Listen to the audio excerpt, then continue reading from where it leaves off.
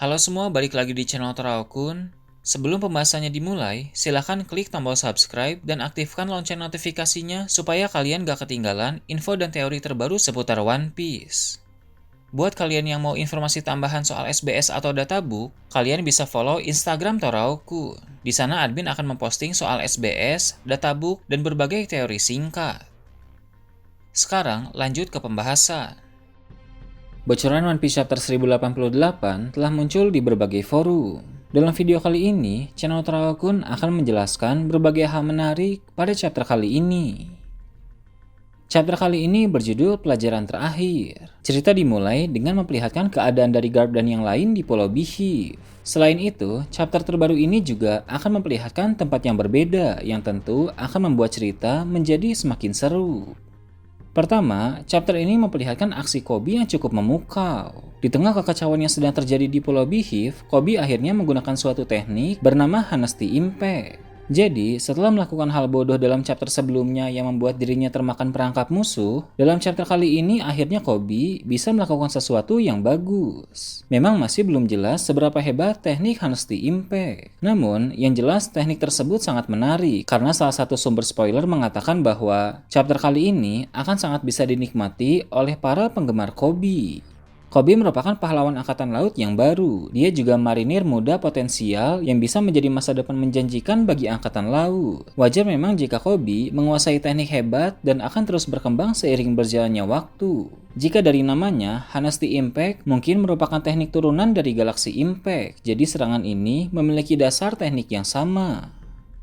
Kedua, chapter kali ini akan menampilkan serangan dari Kuzan kepada Garp. Kuzan akan menciptakan pedang es menggunakan kekuatan buah iblisnya. Kemudian, dengan pedang es tersebut, dia akan melancarkan serangan yang mampu menembus Garp pada saat Garp sedang dikelilingi oleh bajak laut Kurohige. Situasi Garp di Pulau Beehive memang sangat tidak menguntungkan. Dia hanya membawa pasukan yang relatif sedikit dan banyak dari mereka pun sedang berada di kapal. Yang bertarung bersama Garp di pulau saat ini hanya Koby, Helmeppo, dan Prince Grass saja. Kemampuan mereka bertiga memang lumayan, tapi tetap saja itu masih kurang dalam situasi di Pulau Beehive sekarang ini. Sebab di Pulau Beehive, selain ada beberapa komandan Titan, ada pula banyak sekali bawahan. Seperti yang Garp katakan pada chapter sebelumnya, bahwa Pulau Beehive benar-benar pulau bajak laut. Karena bajak laut di sana seolah tidak ada habisnya. Tak peduli berapa banyak yang telah Garp kalahkan, mereka terus bermunculan dan menyerang. Dalam situasi tersebut, Kuzan bisa mengambil kesempatan bagus untuk melancarkan serangan pedang es kepada Garp.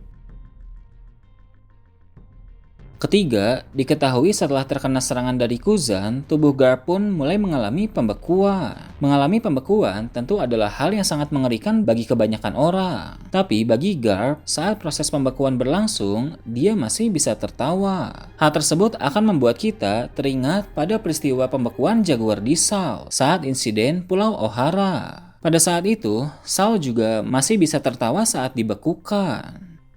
Aksi-aksi yang dilakukan oleh Kuzan di Pulau Beehive dalam menghadapi Garp semakin membuktikan kualitas kekuatannya. Sebagai mantan admiral yang beralih menjadi bajak laut, Kuzan memang sangat mengerikan. Memang Garp bisa kalah seperti itu bukan murni karena Kuzan, melainkan juga dipengaruhi oleh faktor lain seperti komandan Titan dan kecerobohan Koby. Meski begitu, tetap saja Kuzan adalah musuh paling merepotkan yang harus Garp hadapi di Pulau Beehive. Pihak bajak laut Kurohige benar-benar beruntung memiliki Kuzan karena kekuatan tempur mereka mengalami peningkatan yang sangat besar. Rasanya wajar untuk mengatakan bahwa Kuzan adalah komandan Titan terkuat dalam bajak laut Kurohige. Jika Kuzan tidak ada di Pulau Beehive, maka kemungkinan besar Garp tidak akan bisa dihentikan seperti sekarang ini.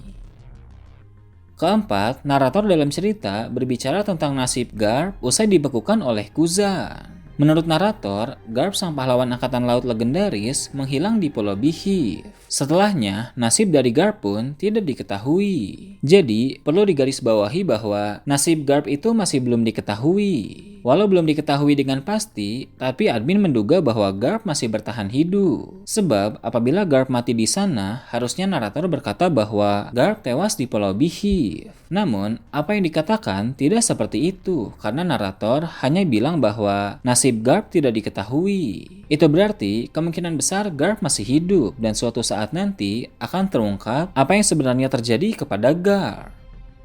jika kita mengingat jaguar di Saul dulu, dia juga dibekukan dan ternyata sekarang dia masih hidup di Pulau Elbaf. Bisa jadi, Garp juga akan bernasib seperti itu. Dia hanya dibekukan oleh Kuzan dan nanti akan bangkit lagi. Kelima, fokus cerita beralih ke Pulau Egghead. Inilah yang admin bilang di awal tadi, bahwa chapter terbaru ini tidak sepenuhnya fokus di Pulau Beehive saja, karena tempat lain pun akan menjadi sorotan. Pulau Egghead adalah lokasi di mana bajak laut topi jerami sedang berada sekarang ini. Seperti yang kita tahu dari beberapa chapter yang lalu, bajak laut topi jerami berada di laboratorium milik Vegapunk. Mereka terjebak di sana dan harus bertarung melawan Seraphim yang sekarang telah berada di bawah kendali York sang pengkhianat. Sementara mereka sibuk menghadapi masalah di dalam laboratorium, waktu terus berjalan. Admiral Kizaru, Gorosei Saturn, dan banyak sekali pasukan angkatan laut sedang bergerak menuju ke Pulau Egghead. Diketahui dari spoiler kali ini, angkatan laut akhirnya telah tiba di Pulau Egghead. Bila kita ingat kembali, ada 100 kapal angkatan laut dari berbagai tempat yang bergerak ke sana. Sekarang, belum diketahui dengan pasti berapa banyak kapal yang tiba di Pulau Egghead. Bisa jadi semuanya sudah sampai di sana, atau mungkin yang telah sampai baru rombongan Kizaru dan Gorosei Saturn saja. Entah berapa banyak yang sudah tiba, tapi yang jelas kedatangan mereka akan segera membuat keadaan di Pulau Egghead menjadi sangat panas. Seandainya pun yang datang belum semua, tentu satu persatu akan menyusul, hingga akhirnya semua pasukan yang bergerak akan sampai di pulau tersebut. Bajak laut topi jerami akan segera menghadapi masalah yang sangat besar.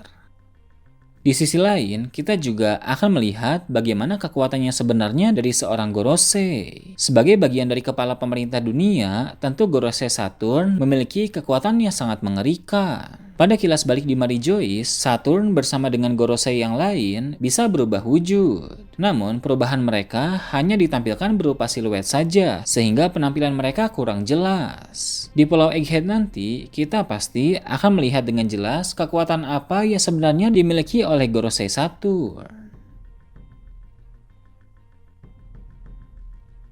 Nah itu tadi berbagai hal menarik pada chapter 1088.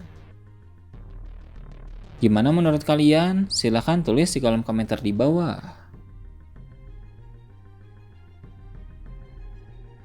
Oke, segitu aja untuk pembahasan kali ini. Jangan lupa like, share, dan subscribe untuk video menarik selanjutnya.